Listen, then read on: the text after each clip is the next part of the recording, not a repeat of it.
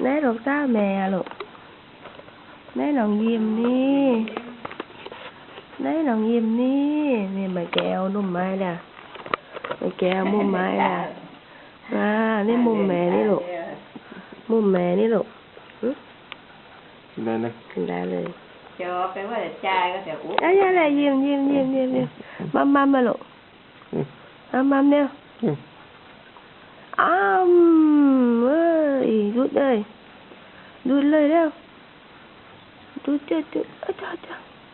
จ้านุ่มไข่วะกุนจังเลยดูนะดูโอ้จ้ามัม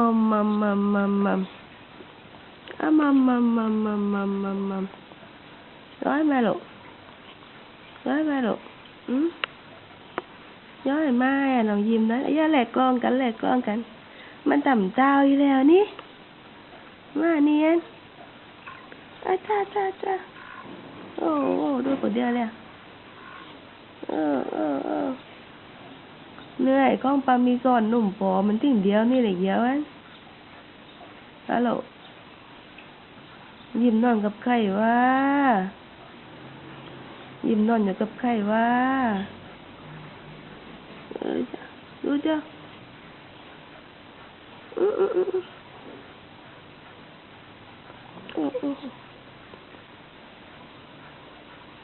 อย่ามัมไม่ละลูกนะ